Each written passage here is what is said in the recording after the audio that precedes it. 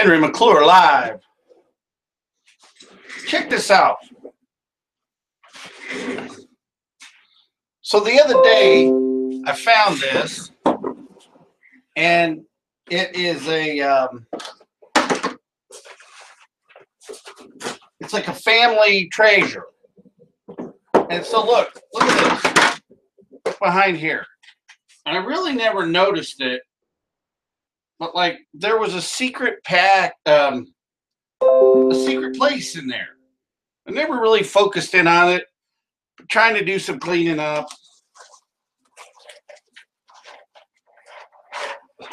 Anyway, I found all this stuff. Well, some of it was like in the bottom of the box underneath this thing, so like when you look at this thing, I mean, you can tell by the depth of the box that, all right, that comes out. I mean, this stuff, boy, that's got a smell to it.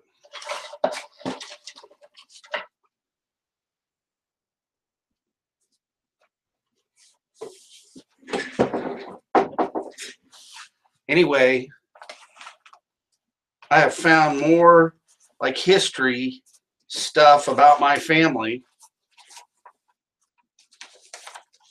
Back when you had to write a letter.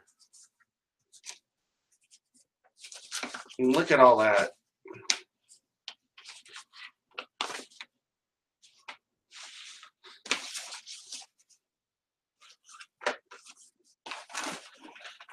Anyway, it's Veterans Day, and I want to talk about Veterans Day. You know what I'd really like to talk about more than anything is getting connected with a guy that I met when I lived in Long Beach, California. His name was Wes Carey. Wes was officer of the deck of the Mighty Missouri during Desert Storm, and he was also on the Missouri during Vietnam. He actually has 2 Bronze Stars. And so after Desert Storm, I'm at this bar in Long Beach, California on 2nd Street called Panama Joe's. And Panama Joe's was an interesting place. So anyway, I'm up there, and this place did 10 million in sales volume. It was happening. So I look over and I see this guy, and I said, being a smart ass, hey, I bet that uniform's really working good for you now, like he's in uniform, kind of like, I don't know, brown, khaki, I mean, sharp dress. He's got, I think he has some medals on. I can't really remember. But he goes, this uniform, and he had this like voice. It's like, you weren't expecting this voice coming out of this guy's mouth. This uniform has always worked good for me. It's just like, like it had authority. It was a powerful, okay. Not that he looks mild-mannered. But anyway, so, hey, yeah, let me buy this guy a drink. So he and I are back and forth, getting, buying each other cocktails. And by the end of the cocktail party, I got like the best friend, one of my best friends ever in the world. So I was fortunate enough, I got invited to go have dinner on the Mighty Missouri. And it was a trip. Hey, Charlie, you want to come in and say hello to everybody? Here, put your feet up here. Come on, put your feet up here. Charlie Wilson. Hey, look over here. Look over here. He always likes being in the videos. So anyway, he asked me, hey, what would you like for dinner? And I said, fried chicken, mashed potatoes, collard greens, okra, whatever. I named some stuff off, right? Well, it turns out if you have a guest on the Mo, the whole ship eats what you order. So we're up on like the map room. I got to have dinner on the Mo on the map room. And I'm like, it's like, this is history. I'm on, and I'm getting to walk around the Mo. I actually walked out onto the surrender deck. And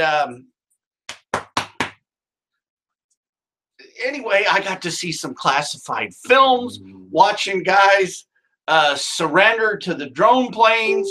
You know, and during Desert Storm, they're off there doing the Hail Mary.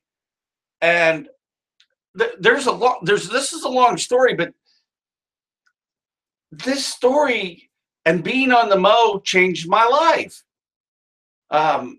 So I actually got to come back another day to the Mo, and I had just, they go, okay, what do you want for dinner? And I ordered the exact same thing. And I came walking up to the gangplank, and they got like a Marine there, like guarding it. And he goes, man, I knew you were coming back for dinner. Because again, like the whole ship's got to eat it. So anyway, Wes was really a good buddy. And when they decommissioned the Mighty Missouri, Charlie just,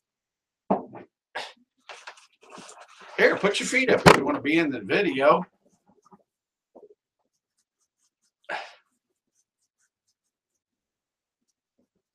Okay, that's it. Schnell.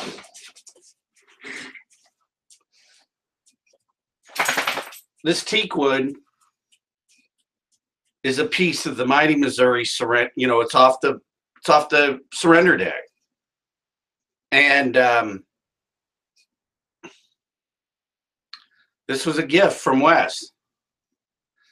If you ever watch the movie Under Siege, he's in that movie. It was a Seagal movie.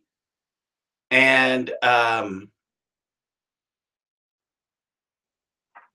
they hired him first to be a consultant, but he's the guy, once you meet him, you know, he's coming to your house over Thanksgiving. You know, he's just a great guy. And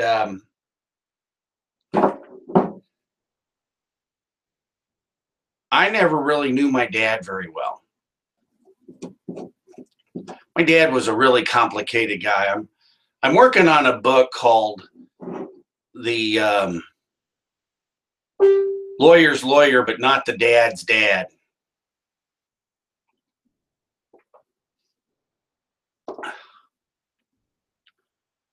So my mom and dad divorced when I was 3. And, you know, I heard some stories about my dad being a navigator, and he had a star chart, and he really wanted to be a pilot, but I didn't really know a lot of details. I heard some stories about my mom living out on 29 Palms and driving over to Hollywood, and you know, they had a convertible. This is back in the 40s. And actually, in all this paperwork here, somewhere, actually, I might have just grabbed it. See here.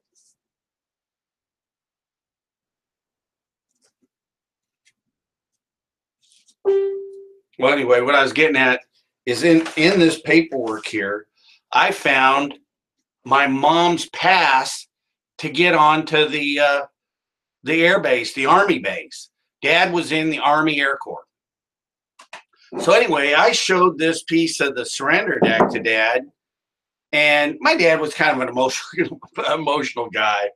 You know, he got all kind of like emotional when I took him to the horse track when I was working for the Macerich Company, and he met Willie Shoemaker, and he got to hang out with Mace in the jockey club and make the bets, and you know, and Dad really, it was cool. He thanked Mace for taking such good care of me, because he sure did.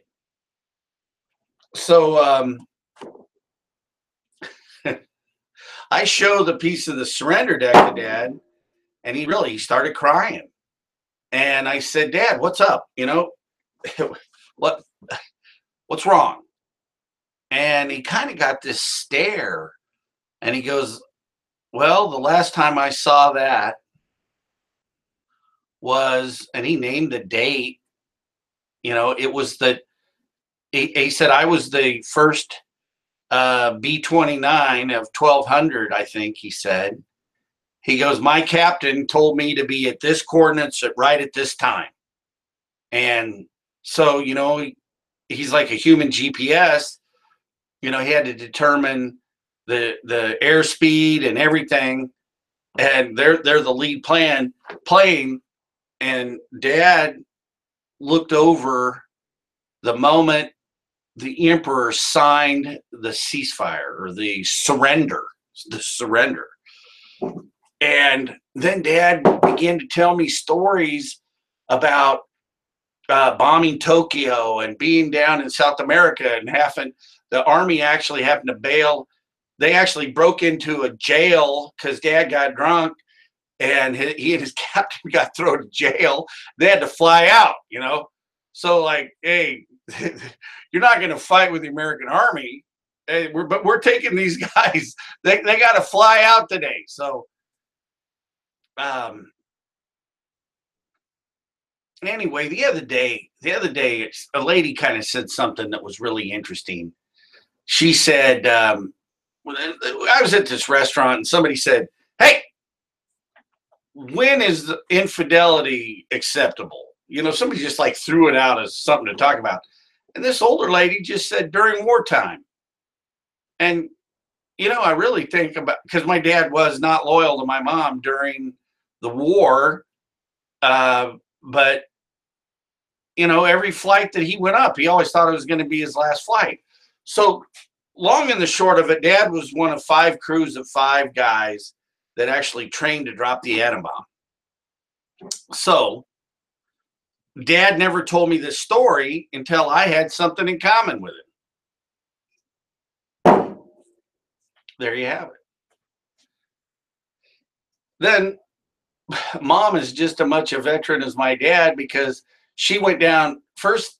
They got assigned down to the border. My grandfather McClure got my dad into the border patrol so he wouldn't have to go to war, and Dad didn't really like that. So he then enlisted into the Army. He wanted to be a pilot, but he was smarter. He was too smart. They made him a navigator. So anyway, I appreciate Wes Carey bringing me closer to my dad. And I appreciate Wes Carey for allowing me to be on a part of history, which was really wild because later, no, when was it?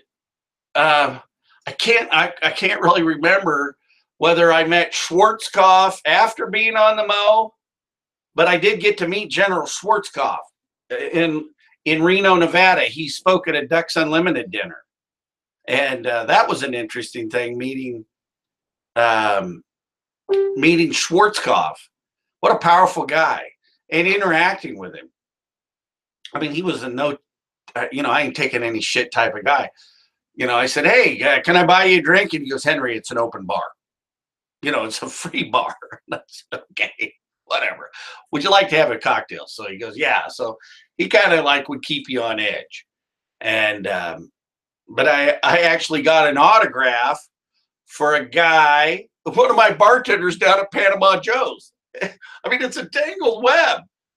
If you had to have a good relationship with the the bartenders at Panama Joe's to get, because this bar, it was always packed, and you'd walk in, give them the high sign, and a Chevys Miss Lemon Twist is coming over the crowd,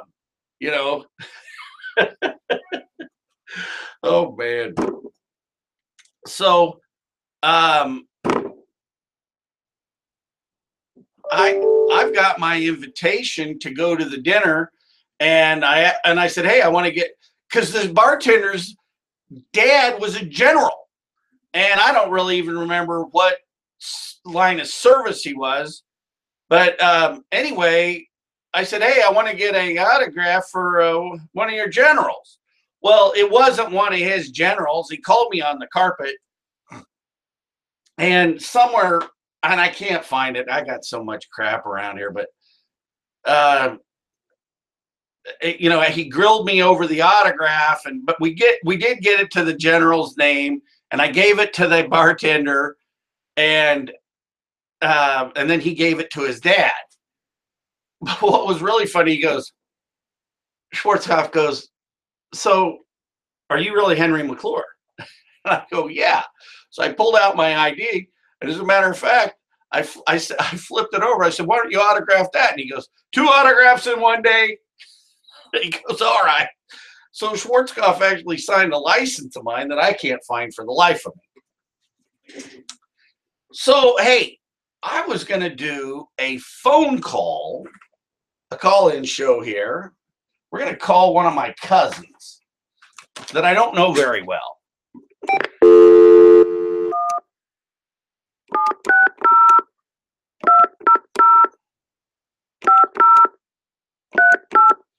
This is a 5th cousin of mine who actually knows more about my family. It seems like he's into genealogy than I do. We'll see if we can just get him on the, this is a cold call, definitely.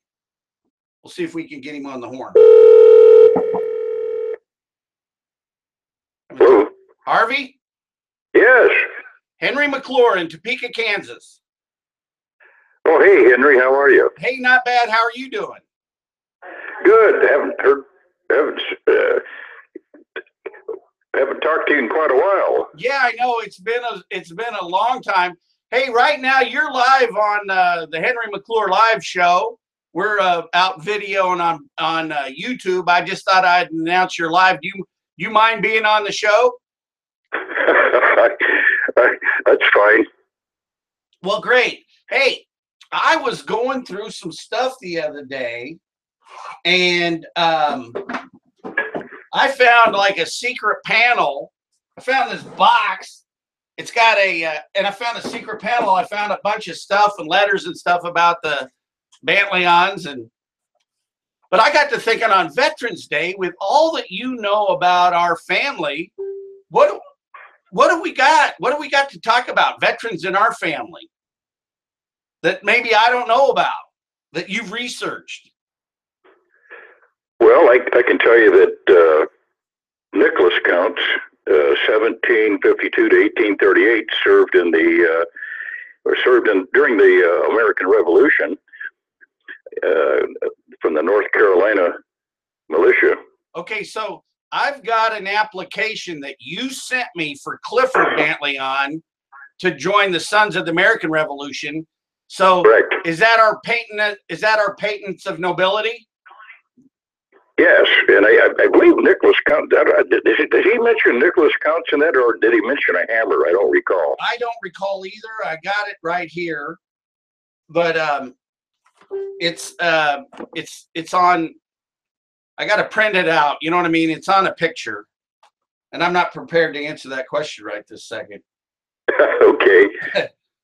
But all right. Well, and how am I related to the Counts? Well, I don't know. I don't have my computer in front of me right now. All right. Not a lot of pressure. But I can put you in. I can make you the source person of the 18,000 plus people I have in my database, and it'll tell me exactly how you're related to the various other folks I have in there. Well, that's for another day. Yeah, it has been a long time since we talked. Sure has. So I haven't been working on that probably for quite some time. Teresa's had some medical issues and other things have come up, so I kind of backed away from that for a while. Plus, I've had some system problems here. Okay, well, this is something I just do for fun. I'm kind of a whore to the social media. I like to, I like to leave some footprint for my daughter, the breadcrumbs of our history. But I was talking earlier about, I have a piece of the mighty Missouri, and I'll email you a link to this so you can tune in and watch watch it. Okay. Yeah, I got your email. I was trying to post some stuff up, so I've got my dad in the Army Air Corps. In fact, you sent me Clifford Bantleon's enlistment papers for World War II. And then I got I've got two great grandfathers that were Yankees. One was Henry Bantleon, and that was a sergeant. And then I got James A. McClure that was a chaplain. And then we go back to the American Revolution. So just kind of reflecting on Veterans Day about our place in history. Yeah, we have a cousin, Jack Counts, in Missouri. He has a website. See if I can find the link to it. Every Veterans Day, he updates that link, and he puts pictures and names and so on of people who served. Let me. You have time? I can bring up. Yeah, I'm just hanging out. We're right now we don't have any viewers. My link goes out onto Twitter, and my Twitter I've got about 14,500 followers on Twitter, and then I don't know. I got a handful of people on Google, about 300, but right now nobody's just really tuned in, so it's all right. Yeah, let me bring up. Okay, I've got my database almost loaded here. Well, it was a surprise to hear from me, wasn't it? Yeah, it sure is. Clifford Augustus. Yep, there he is. Let's see. He was my third cousin, twice removed. That is, if I still have myself as the source person, I'll have to check. Like I say, I've been away from this for a while. Here is his application, Sons of the American Revolution.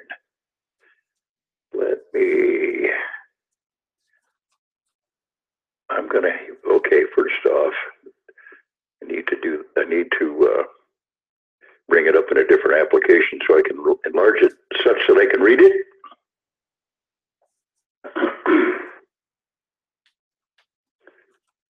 Bantleons, McNally, Kent. Okay, Clifford was the great-great-grandson of Joel Hammer.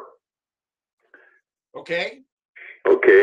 Joel Hammer's wife was Hannah Otte Hammer, born about 1769, died about 1798, according to his application. And let's see, great-great-great-grandson of William Otte. So the Ottes and the Hammers are the names that he used when he filed for membership in the SAR. No. Well, I was going through some letters while we're on the show here, and I found some sort of like family tree. I need to scan this and email it to you. William Maxwell and Elizabeth Maxwell. Maxwell, I have that name in my database, but I don't have a William. You said William Maxwell? Yeah, William Maxwell and Elizabeth Maxwell. Okay, well, I have some Maxwell relatives also. I had a great aunt named Maud Josephine Counts who married Fletcher Edgar Maxwell. But she was born in Texas. He was from Mississippi. Probably, I doubt that they're related. Let's see here. Otte. William Otte. Okay. So the William Otte who married Hannah, that was mentioned in Clifford's application to the SAR, he would have been my fifth great-grandfather. I love this small world stuff. Yeah, William Oddie, born October 1748, died about 1809. Let's see, are you Henry Austin McClure? Yes, Yeah, sir. you are. Yeah, I'm Henry Austin McClure. Okay, I'm going to make you the source person. Let's see here. We're fifth cousins. Yes, correct. Okay, so I made you the source person. Now, go back to William Oddie.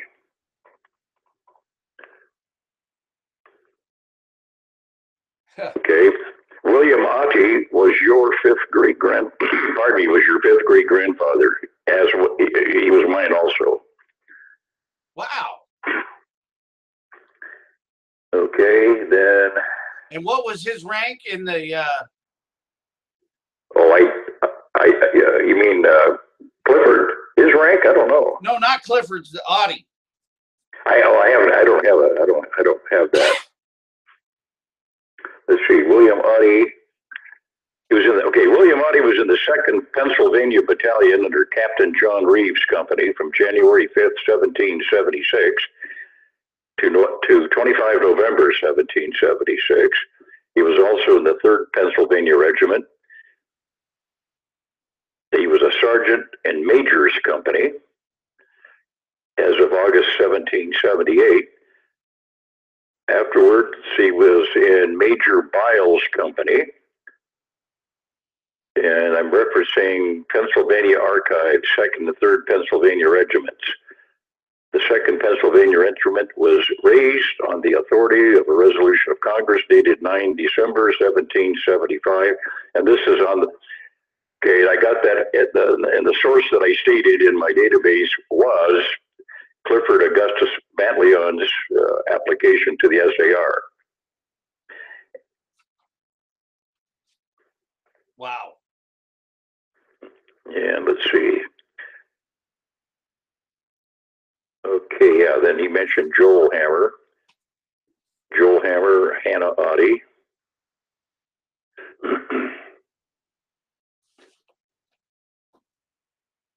Okay.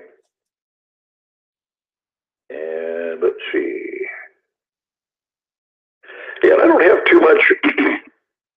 Let's see, William Oddie, 1748 to 1809, thereabouts, also had a son named William Oddie. I don't have anything on him other than he was born about 1771. That's all I know. Pardon me. That's all right. Well, so how's the health then? Let's talk about that for a second. Yeah, I'm all right. A little congested. We've got they're overseeding the golf courses out here, and my sinuses are all messed up. My eyes are watery and itchy. I've been sneezing a lot. Well, I've kind of had an experience.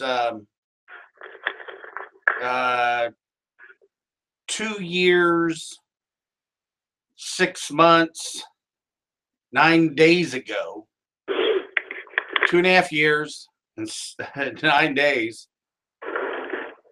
I had a near-death experience, and I'm here. Really? What happened? Oh, I think I was drinking myself to death. Oh, well, that can be a better way to go than some others I can think of. I don't know. Yeah, it was a cheap way to, or a lazy man's way to get the same effect of adrenaline. I became I was good way to put it. I was an adrenaline junkie, being a state champion gymnast, and I really got addicted to adrenaline at an early age.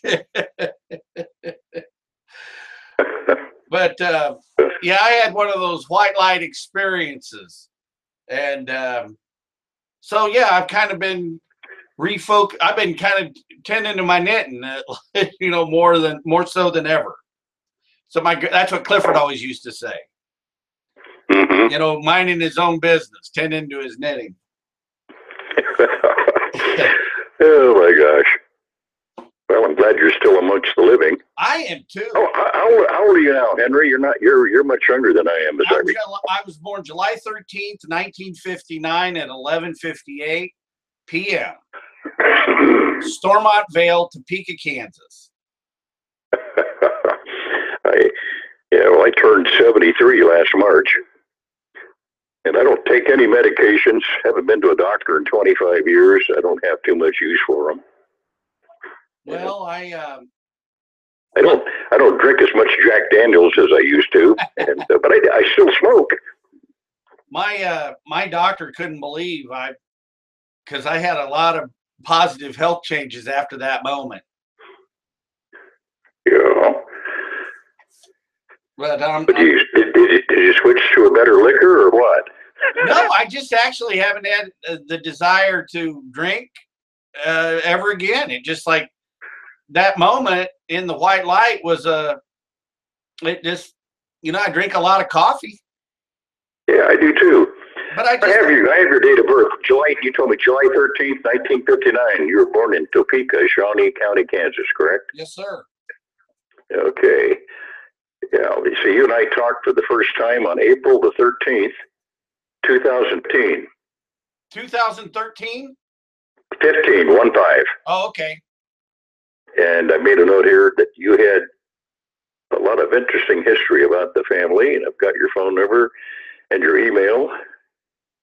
Are you still at mcre@cox.net, or has that changed? No, same email. Okay. Good, I've got you in there then. Well, I'm glad to hear you're doing well. And yeah, I'm you know, I'm still in the real estate business, I'm taking a whole, you know, kind of a real grassroots approach effort back to my life. And good. I tell you, people just don't really get how lucky we are back here in Kansas. It's really an interesting place. I mean, I got out and you know, rooted around for 18 years. And I went to work for a mall developer in 1983, and they moved me to Winter Park, Florida, Boulder, Colorado. Out here in California doing stuff too, as I recall. Yeah, I loved it out. I lived in Long Beach down at Belmont Shore, and then I moved up to Casitas Springs and Ventura. My daughter I had a cousin who, back in the early 1900s, developed that area of Long Beach you were just talking about. He did quite well. Oh shit, it's beautiful back there. Yeah, and he was quite wealthy as a result. And one of his sons went to West Point, graduated, became a brigadier general. Oh wow.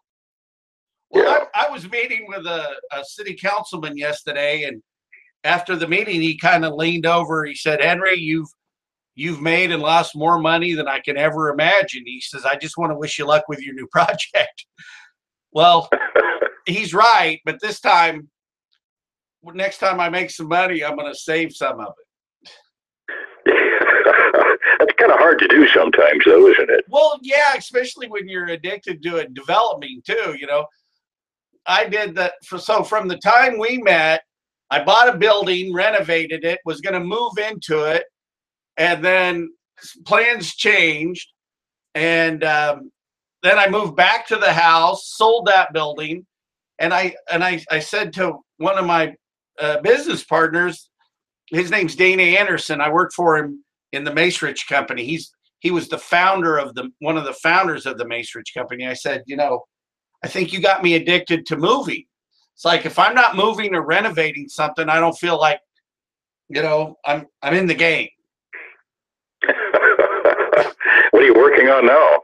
Well, so I'm actually working on. I want to revitalize a shopping mall here in Topeka, Kansas. It's called Westridge, and I've got several leases going with that. And I'm trying to put together a game plan to retrofit the whole mall as far as replacing a Sears anchor that's going to go vacant because of the bankruptcy and the J.C. Penney building, because the Penny brand doesn't mean anything to anybody, and so I'm trying to get out there ahead, trying to first get the community to realize that, hey, there are 5 owners of this mall.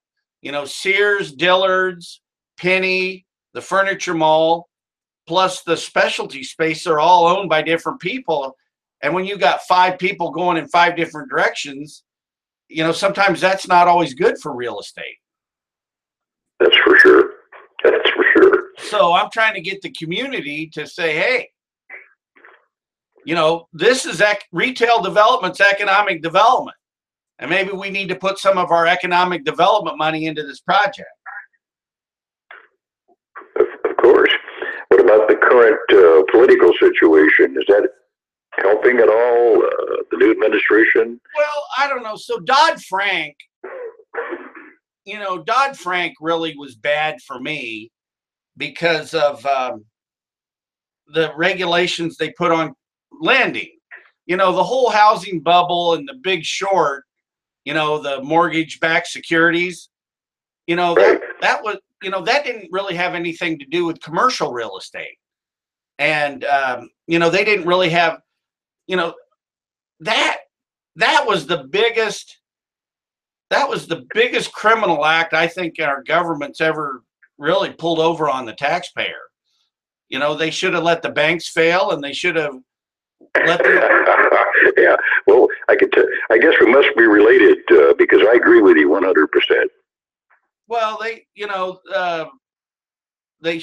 when the guys found out what they were doing with those tranches of mortgage-backed securities, and they started shorting those bonds, so what we did was we propped up, mainly it was, I think AIG was the big insurance carrier.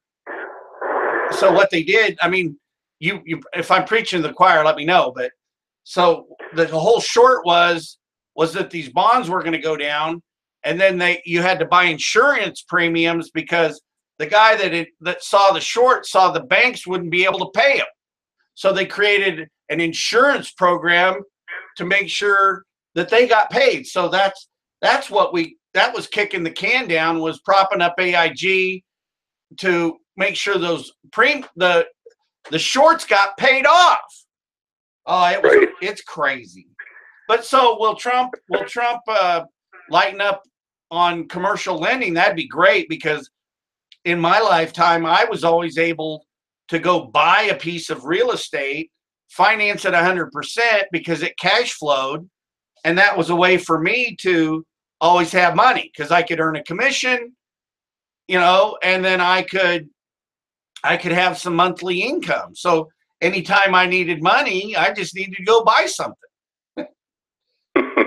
Yeah. No, I mean, that's really a pretty good system. Sure.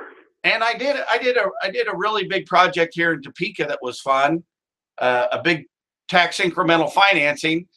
But they've given me some shit about that, because we had a shortfall in the bonds because our retail didn't take off. The retail component was weak. And so we learned that you can't create a market in a bad neighborhood. So the long and the short of it for Topeka is, hey, we need to prop up the mall, because that is our number one retail area today, number one in property and sales tax. So we best not let that slip away. So the Macerich Company, the mall company I went to work for, they were second owners of the first mall here in Topeka. And it's how the whole company got started, was right here in Topeka. It's like, and what's even wilder is I'm working on a big project with one of the founders' nephew. His name's Mike Seeley. Oh. Yeah, I know. It's just like, we're like threads. We're threads in a tapestry. All of us. Well, it sounds like you're having fun though, and you're staying busy, and you're still eating. Yeah, I'm gonna survive. Oh, good. Well, hey, Good. I kind of caught you off guard. Charlie Wilson, my dog, he's looking like I think he needs to go outside. I've got to ever tell you about my Weimaraner I got. I think you did one time when we talked. I've owned that breed myself. It's a good breed of dog. Yeah, they're good. I inherited him. My stepdad, John Breyer, actually after Hitler fell out of favor, he got some of the first Weimaraners after World War II. And he had some champion Weimaraners, and we've had them pretty much our whole life. I'll be darned. Old Charlie's my age. He just turned 58 in dog year, in human, the human What is equivalent. that? What is that? 7 to 1 or something like that? Well, it's the way we count it. John, this is what John said. He said it's 9 the first year, 7 thereafter. So That's it. Okay. yeah, so Charlie's 8. So, well, hey, thank you for making time for me. Well, hey, it's good to hear you, and maybe I'll get a few things taken care of here. Maybe I can stay in touch with you folks. Well, hey, take your time. We got a long life ahead of us to worry about this shit later. Okay. All right. Good talking to you. You take care of yourself. Okay, thank you. Thanks for being on the show. Thanks for calling. All right. Talk to you later. Yes, Bye-bye. Oh, man. Okay, so what are the chances of that? A fifth cousin also having Weimaraners. What are you looking at? You guys ought to see how this guy's looking at me. Okay, put your feet back up there. No, not on me. Put them up there. Put them right there. Oh, man. What a dog. All right. Well, I got to let him out. I think he needs to go Shiza. Shiza. Here, stand up. Achtung. Show him you can stand up. Achtung. Achtung. Achtung. Henry McClure live. All right. I'll let you.